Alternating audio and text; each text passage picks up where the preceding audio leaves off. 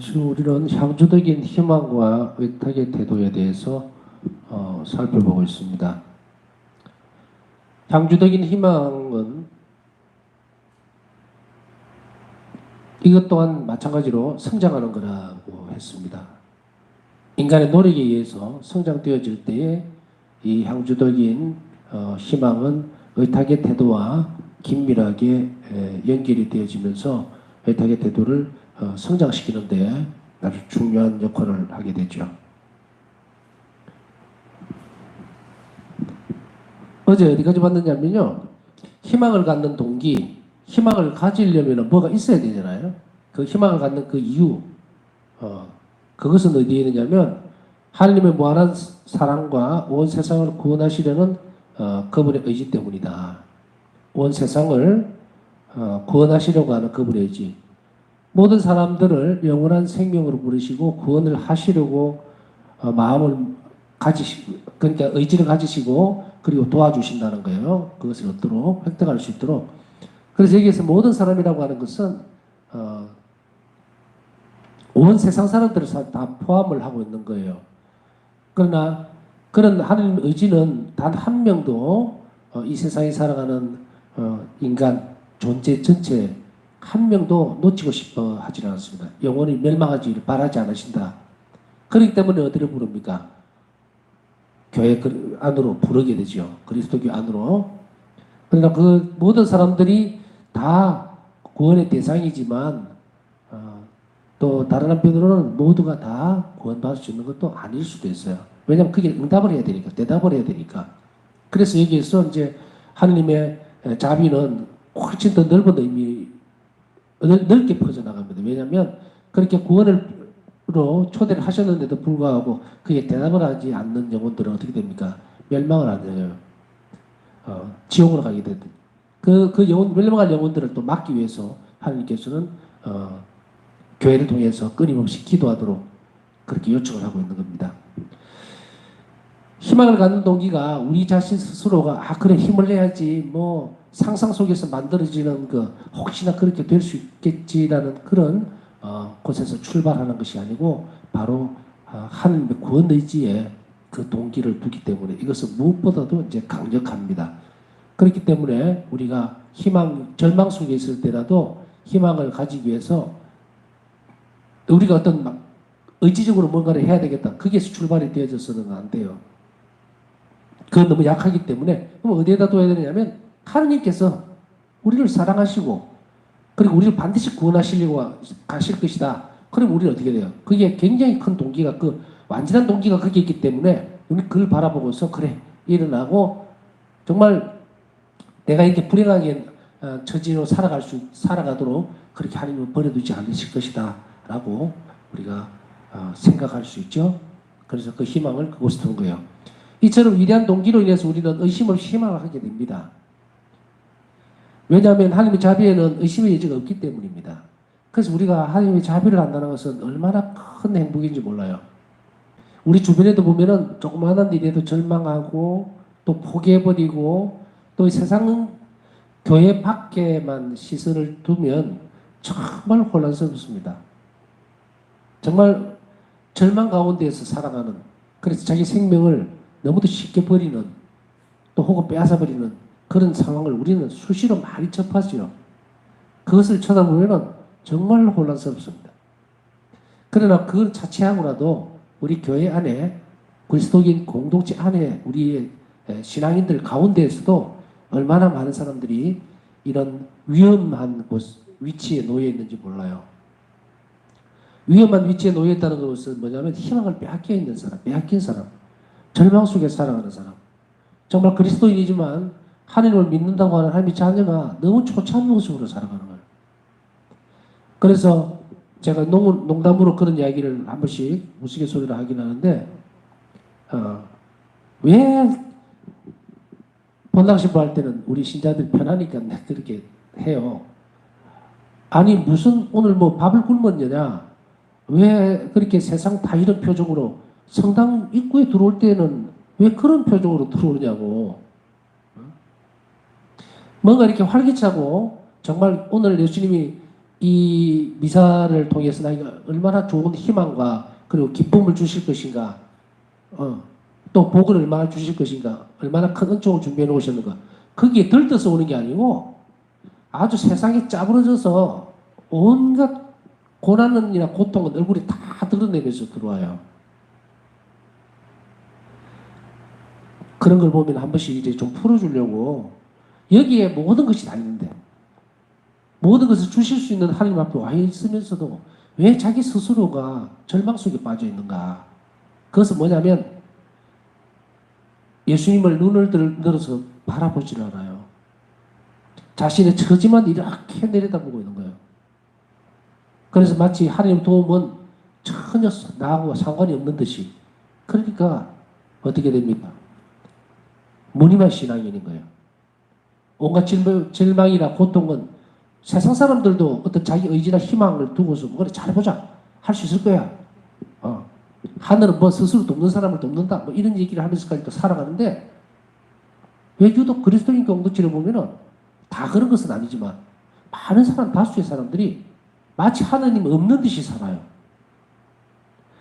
아버지께서 나를 얼마든지 도와주실 수 있는데도 불구하고 문제는 어디 있느냐면 내가 고아처럼 산다는 거예요. 고아처럼. 에? 부모가 있는데도 불구하고 고아처럼 살아요. 그래서 혼자서 그 짐을 다 지고 그 불행이란 불행은 자기가 다 싸잘맞지고 있는 것 같이 그렇게 살아가요. 얼마나 정말 이 상태 자체가 얼마나 불행한 일인가. 우리가 희망을 가지고 이 믿음을 키워나가는 것이 이만큼 중요한 거예요. 그것을 몰라서 그렇거든요. 그 사실을 알게 된다면 하나님이 자비롭다는 사실을 알게 된다면 또 그것에 희망을 둔다면 하나님이 자비롭기 때문에 나는 반드시 그런 희망의 불씨를 꺼뜨리면 안 돼요. 무엇이 그렇게 두려워서 절망하고 정말 인상 퍽 쓰고 있으면서 한숨 푹푹 내쉬고 나는 안 될 거야. 나는 왜 이렇게 불행해. 오히려 그런 장탄식들이 하나님에게서 멀어져 있으니까 주님께서 마련해 주신 은총도 못 받고 복도 못 받는 거예요. 그러니까 어디로 봐야 됩니까? 하나님께 봐야 돼요. 내 자신이나 내 처지에서는 희망이 없다 해도 정말 죽을 것 같은 상태가 될 수도 있어요. 고통에 너무 짓눌려가고 찌부러져서 주변을 아무리 돌려봐도 도저히 빠져나갈 수 없을 것 같은 그런 절망 상태. 그렇게 느낄 경우도 있죠. 왜 그렇게 되겠습니까? 눈을 들어 하느님을 보지를 않잖아요. 눈을 들어 하늘을 봐야 하늘에 별이 있는지 없는지 알 거 아니에요. 고개를 푹 숙이고 전혀 쳐다볼 희망은요. 높은 곳에, 저 곳에 하늘께 둬야 돼요. 그래야만 우리가 일어설 수 있어요. 그 근거가 어디다? 하나님의 자비다. 다시 한 번만 더 강조를 하면 이렇습니다. 왜냐하면 하나님 자비에는 의심의 여지가 없기 때문입니다. 의심을 품는 것은 우리 스스로예요. 우리 신앙이 약하고 우리 희망이 꺾여버렸기 때문에 그 희망을 키워나갈 수 있는 것을 노력을 하지 않았기 때문에 우리 스스로가 초래하는 결과물입니다. 하나님이 안 주시는 게 아니에요. 그러면 어떻게 하면 됩니까? 라고 하는 것 그거 지금 배우고 있잖아요. 이렇게 하시면 돼요. 지금 이 순간에도 정말 절망적인 상태, 어떤 때는 참 희망이 없고 내일 또 일어나면 너무도 머리 아프고 너무도 골치 아픈 문제에 산적해 있다 하더라도 그거 걱정하지 말라고. 다 내려놓으세요. 다 내려놓고 하나님 자비만 바라보고 하나님께서 자비로우신데 내가 온 마음을 지금 열면 정말 살려주십시오. 정말 도와주세요라고 하면 어디에다가 의탁을 해야 돼요? 어디에다가 그 근거를 둬야 됩니까? 하나님은 저를 사랑하시니까. 비록 이 순간에까지 살면서 열심히 살지 못했고 또 죄를 지어서 그렇게 살아온 세월, 그 세월을 안고 있다 하더라도 괜찮다 이 말이에요. 지금이 중요한 거예요. 그러니 우리는 지금 이 순간에 정말 희망이 없는 사람들은 이제 지금 이 순간에부터 하나님께 희망을 두어야 합니다. 그 다음에 우리는 세례 때에 믿음, 사랑과 함께 희망의 싹을 은총으로 받았습니다. 싹을 받았어요. 싹을. 씨앗을 탁 떨어뜨려서 싹이 텄어요. 텄는데 이제 그게 출발입니다. 이게 안 자라면 어떻게 돼요? 열매도 맺을 수 없고 꽃도 피지를 않죠? 그 그러나 우리는 이 향주 삼덕 중에 향주 삼덕이 믿음과 사랑과 함께 희망이 싹을 은총으로 주님께서 부어주시는 선물을 우리는 이미 받았습니다. 그렇기 때문에 선물이라는 것은 싹이 났으면 어떻게 돼요? 인간의 협력을 요구합니다. 신앙은요, 쌍방간이거든요. 쌍방간이에요. 오고 가야 돼요. 그런데 신앙의 선물은 하나님께서 먼저 우리에게 다 베풀어 주셨어요. 신앙의 삶을 살아가면서 하나님께서 점점점 많은 것을 주신다고 생각을 하지만 이미 그 싹을 우리에게 심어줌으로 인해서 예견된 은총이라고 계속 말씀드렸잖아요. 한 생명이 태어났을 때에, 그리스도인으로 태어났을 때에 하나님께서는 우리가 죽을 때까지 필요한 은총들을 미리 알고 계세요. 그리고 준비하고 계셔요. 문제는 뭐다? 우리가 청하지 않는다. 그 청하는 방법과 그리고 내용들을 이제 차근차근 지금 우리가 배워가지고 그 중에서도 이제 희망을 어떻게 키워나갈 것인가. 그래서 인간 협력을 요구하는데요. 다른 향주들과 마찬가지로 희망도 키워나가야 됩니다. 희망도 키워나가야 됩니다. 그냥 나는 하나님을 바라고 있다, 바란다, 원한다 이렇게 해서 되는 게 아니에요. 강렬함이라는 것이 있거든요. 희망이라고 하는 것이 요행을 바라는 게 아니에요. 확실하게 나에게 그것이 주어질 거라고 하는 확신이 이를 때까지 끊임없이 우리는 노력을 해야 됩니다. 그렇다면 우리는 희망을 키워나가는데 도움을 줄 수 있는 것이 있어야 되잖아요. 사실 이제 우리가 교리를 가르치거나 아니면 강의를 하거나 많은 것을 듣죠. 그런데 이거 참 맛있습니다. 여러분도 사 드세요. 이라고 끝나죠. 이거 참 이렇게 만들 수 있어요. 그러니까 여러분들이 지금 나와 함께 이것을 따라가 봅시다. 이렇게 안 하고 그런 경우가 많아요. 그렇지 않는 경우도 있지만. 그러나 자비신심에는 특별히 자 이거 참 예쁘지요? 하고 끝나질 않습니다. 이 아름다움을 어떻게 보존할 것인가까지 잘 가르쳐 주니까 여러분들이 실천적으로 할 수 있는 그 부분까지를 잘 따라보셔야 돼요. 그래서 내일이라도 당장 시작해야 됩니다. 희망을 키워나가는 데 도움을 줄 수 있는 것은요. 첫 번째, 영원한 생명으로 초대받았다는 사실을 기억하고 천국에서 이를 얻기를 바라야 됩니다. 원의가 있어야 돼요. 그 바람이 내가 바라는 거잖아요. 내가 천국 가야 되니까. 그렇기 때문에 영원한 생명으로 하나님께서 나를 부르셨다는 것을 잘 기억하십시오. 잊어버리면 절대로 안 됩니다. 그 사실을 잘 기억하고 그 다음에 천국에서 이것을 얻기를 계속 원해야 됩니다. 원하지 않는 사람에게 주겠습니까? 아니거든요. 희망이 키워나갈 때, 희망이 커져나가려면 이 바람들을 내가 계속 간직하고 그것을 기억하고 또 그리고 묵상해야 합니다. 두 번째로는요. 최상의 선이신 하느님을 머리로 모시는 사람으로서 이에 걸맞는 적절한 품위를 가져야 합니다. 적절한 품이라는 것이 뭐 이렇게 목사가 보니까 무엇을 얘기를 하는 것이 적절할까 이렇게 보니까 뭐 미사 때에 우리가 경건한 복장을 갖춘다든지 또 언행을 가려서 한다든지 또 너무 수다스럽지 않고 또 사람들에게 늘 자비로운 뭐 결론은 또 그렇게 돌아가지만 늘 자비로운 사람, 온화한 사람, 말투든 행동이든 눈빛이든 동작이든 이 모든 것들을 자꾸 그렇게 노력을 하는 것. 그래서 이에 걸맞는 적절한 품이라고 해요. 최상의 선이신 하나님을 머리로 모신다고 그랬잖아요. 그러면 우리가 선한 사람이 되라는 거예요. 이게 품위를 지키는 거예요. 내가 선한 사람이 되어지는 것은 머리를 이신 정말 예수님을 머리로 모시고 하나님을 그렇게 사는 사람으로서 품위에 맞게 살아야 돼요. 그래서 우리가 아까 이야기했던 예를 들어서 이런 것들도 다 있고 또 내가 항상 선한 사람이 되려고 애를 쓰고 인간관계에서 이것을 드러내려고 해야 돼요. 그래서 이런 동작들은 이제 전례적 동작에서도 나오지만 품위라고 하는 그 넓은 의미로 보면 아까 얘기했듯이 그런 복장적인 문제들도 있습니다. 마치 막 항상 등산 가듯이 등산 복장으로 성당을 가는 분들도 있고 뭐 미사 마치고 또 등산을 가고 싶어서 그런 분들도 있겠지만 사실은 좀 구별을 지었으면 좋겠다. 성당이 산 정상은 아니거든요. 그리고 막 추리닝을 입고 온다든지 그런 경우는 없겠지만 하여간에 그런 식으로 이제 너무 격에 맞지 않는 우리가 이제 외국에 우리나라도 그렇지만 레스토랑 같은 데 가면 이렇게 등급이 있는 레스토랑에는 어떻게 됩니까? 양복을 입고 정장을 안 입으면 안 되려고 그래줍니다. 품이 안 맞다는 거예요. 격에 떨어진다. 뭐 이렇게 이해하시면 되겠죠? 그러나 최상의 선이신 하나님 앞에 오는데 우리는 머리부터 발끝까지 어떻게 되겠어요? 잘 챙겨야 되겠죠?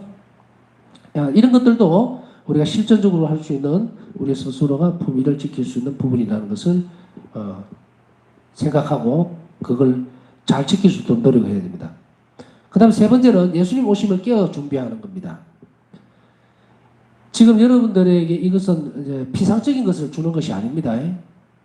추상적이거나 또 혹은 어떤 피상적으로 이렇게 하면 좋다 이거 아니에요. 이 바우스타 성령가 이렇게 하셨어요. 완전한 희망이 당신 안에 자리 잡을 때까지 이 방법을 쓰신 거예요. 그래서 이것은 우리가 노력할 때 굉장한 도움을 줍니다. 그래서 예를 들면은 세 번째로 예수님 오심을 깨어 준비하기. 여러분 어떻게 준비하세요? 깨어서 준비한다는 게 항상 생각해야 돼요.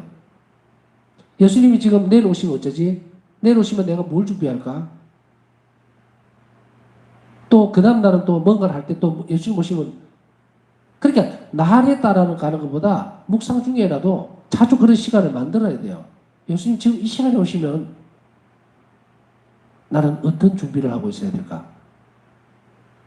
주변은 잘 정리가 되었는지 혹시나 내가 성사 보고 봐야 되는데 성사를 제대로 못 보고 지금 너무 오래 지난 것은 아닌지 이런 걸 자꾸 점검하는 거예요. 점검하는 거예요. 기숙사 생활하다 보면요. 신학생 때 보면 갑자기 한 번씩 이렇게 막 검사하는 수가 있어요.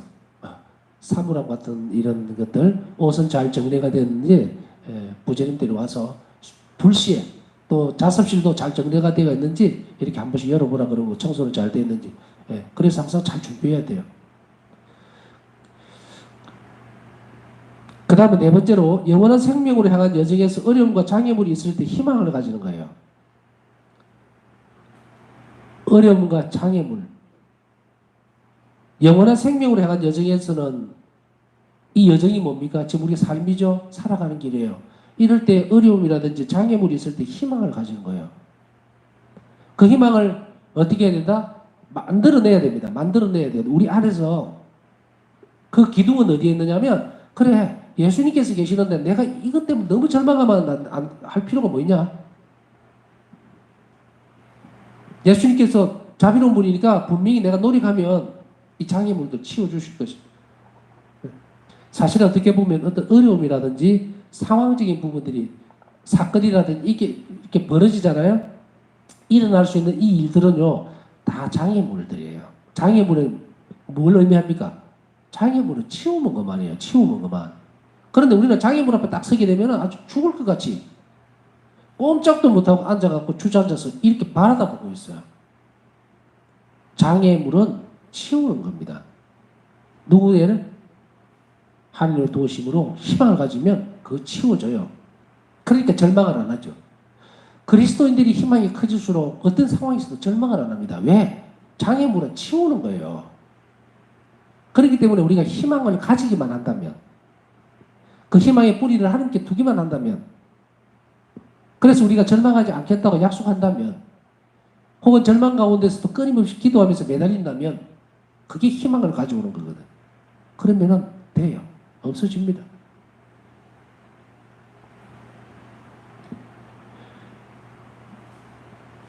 그 다음에 다섯 번째로 수행하는 모든 일에서 하나님의 도우심을 기다리고 기대하기. 막연한 기대가 아닙니다. 막연한 기대를 하면 안 돼요. 그래 뭐 지금은 이렇지만 또 믿고 기다리면 그래 하나님이 해주시겠지. 그렇지 않겠습니까? 이래 갖고는 절대로 안 된다. 바라야 된다. 원해야 돼요. 간절해야 돼요. 간절하다는 것은 하나님 도우심을 그래 하나님을 도우심을 정말 간절하게 바라는 마음들 그것을 하나님은 사실 원하시는 거예요. 주님께서는 모든 것을 안 주실 분이 아니거든요. 주시는데 예수님은 바우스타 성령 일기에서 뭐라고 말씀하세요? 나는 주는 것이 기쁘다고.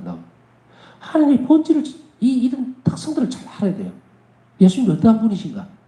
예수님을 잘 알수록 그럼 기도의 내용이 바뀌게 돼요. 주님은 늘 청하는 것을 거절하지 않으시고 저에게 주시기를 바라십니다. 그러니 제가 좀 부족하고 좀 많은 부분들이 열심히 하지 못했던 부분들이 있다면 그 용서 청하고 지금부터라도 잘 살 테니까 이 어려움을 극복할 수 있도록 주님 도와주시라고 청하면 주시다고 믿습니다. 이렇게 계속해서 다가가야 돼요. 다가가야 돼요. 근데 우리는 막연하게 어떻게 하느냐면 그냥 주세요. 도와주세요. 어쩔까요? 어떻게 해야 돼요? 방법 다 하나도 몰라. 길은 나 있는데. 제가 잘 쓰는 말 중에 하나가 뭐냐면요. 이런 예를 들어요. 골대는 여기에 있는데요. 공은 자꾸 저쪽에 차요. 이 사람이 열심히 하지 않아서가 아니라 골대로 공을 차야 되는데 딴 데 차고 있다고. 우리 기도의 내용도 마찬가지입니다. 여러분들이 왜 이 시간이 중요하고 왜 배워야 하느냐? 골대가 있는 쪽으로 공을 찰 수 있도록 만들어줍니다. 그렇게 하면 어떻게 됩니까? 항상 골은 들어가게 돼 있어요. 무조건 열심히 한다고 그 열심이 잘못된 열심이면 하나도 환영받을 것도 없죠. 제대로 살아야 한다. 살면서 병고에 시달리거나 수치를 당하거나 시련을 겪는 시기는 하나님께 대한 우리 희망을 확실하게 해주는 특별한 시간입니다. 우리는 본능적으로 싫어합니다. 아픈 것이라든지 또 나한테 좋지 못한 어떤 그것들은 다 싫어하죠. 남이 나한테 안 좋은 얘기를 한다든지 또 어떤 충돌이 일어난다든지 내 의견을 무시한다든지 내 자존심을 상하게 한다든지 또 하지도 않는 이야기들을 했다고 그런다든지 모함을 당한다든지 이런 부분들이 많습니다. 그런데 우리는 그것에서 벗어나려고만 하지 그 시간, 그 상황 하나하나가 주는 의미 하나님께서 왜 이걸 허락해 주셨는지 또 이것을 통해서 나를 가르치신다는 생각을 안 하는 거예요. 그러면서도 우리는 어떻게 합니까?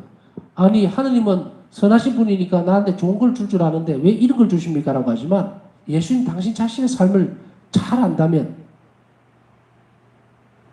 그분의 공생활을 잘 들여다본다면 주님께서 우리 인간의 한 영혼을 구원하기 위해서 십자가를 안 지신 순간이 어디에 있었느냐 말이에요.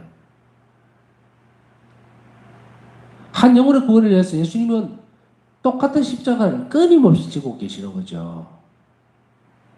십자가 없는 영광이 없다고 그냥 추상적으로 알아들으면 안 됩니다. 그랬을 때 우리는 사고를 오늘 바꿔야 돼요. 나한테 시련이 된다든지 병고가 있다든지 이런 것들을 들여다볼 때에 이 시련의 시기 전체를 우리는 어떻게 봐야 되는가? 우리의 희망을 확실하게 해주는 특별한 시간이다. 바사성녀는 병고를 겪으면서 그냥 그 시간을 그냥 보낸 것이 아니죠. 그 시간을 희망을 키워가는 특별한 시간으로서 인식을 하게 됩니다. 그래서 우리는 어떤 부분에 있어서 큰 어떤 문제에 부딪히게 되면 절망해버리죠. 절망하고 희망하고 반대적인 부분이잖아요. 하나님께서 기대할 것이 아무것도 없는 상태. 그렇게 되어버리죠. 그러나 우리가 이런 시련이라든지 우리의 주어지는 이 일들이 그러니까 원래의 자리로 돌아가면 재조명을 해보시라 이 말이에요.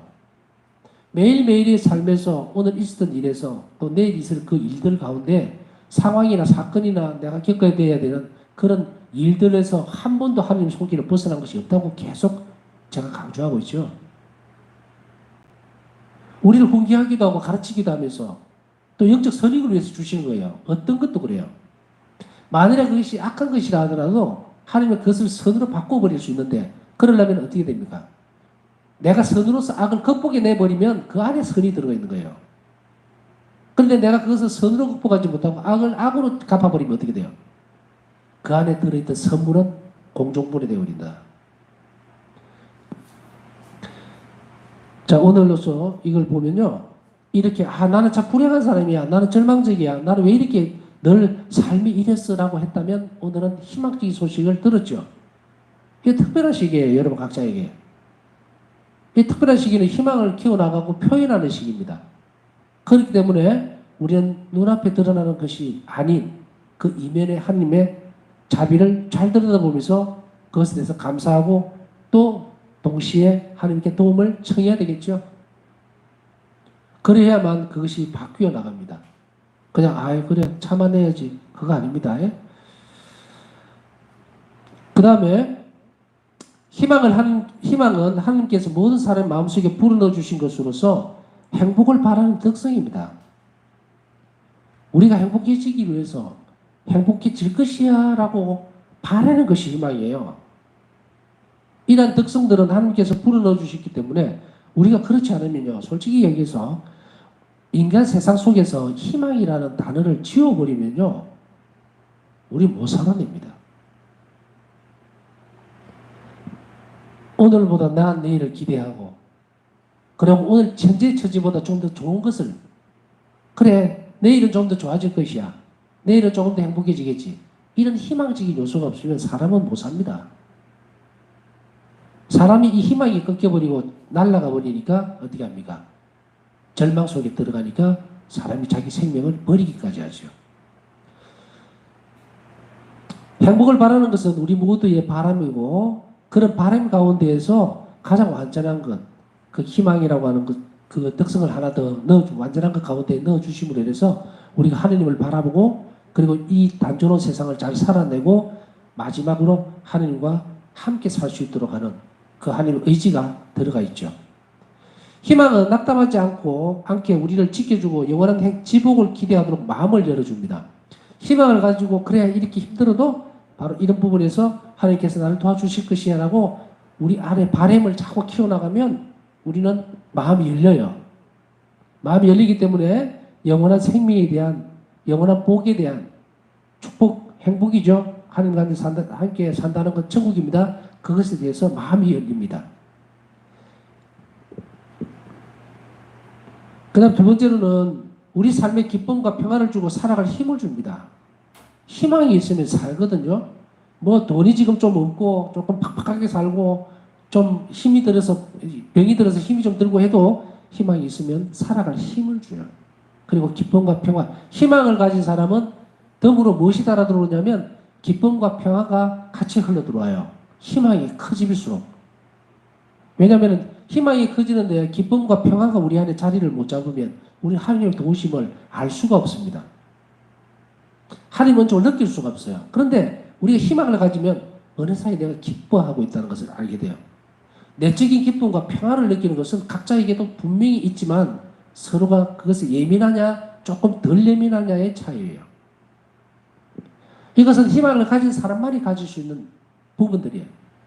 그렇기 때문에 내가 희망이 있다, 내가 하나님께 그런 희망을 두고 산다라고, 또 그런 희망을 가지고서 내가 영원한 생명을 기대하고 있다라고 하면 어디를 찾아보면 되냐면 나 안에 기쁨과 평화가 있는가를 살펴보면 압니다.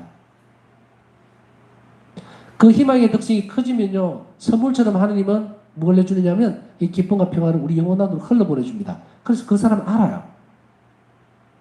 그런데 나는 희망을 가지고 있다라고, 그래 나는 언젠가는 하나님 곁에 갈 거야, 그래서 예수님하고 꼭 붙들고 살 거야, 이런 사람이라 하더라도 그 안에 늘 불안함이 있으면 뭐다?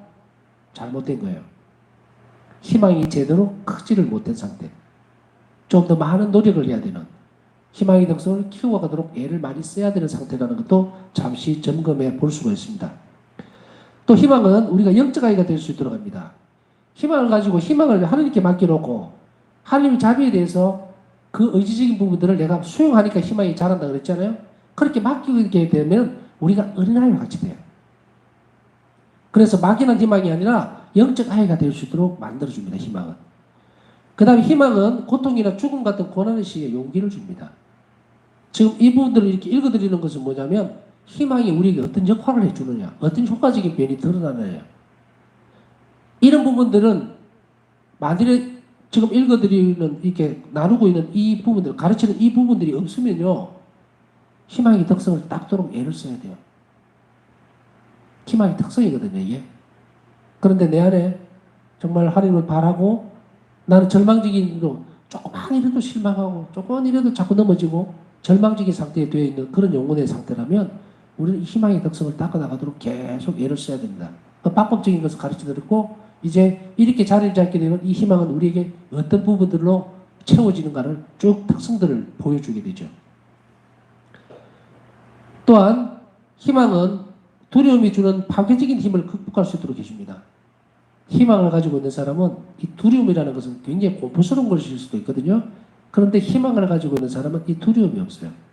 어느 날 갑자기 이런 경우에 예를 하나만 들겠습니다.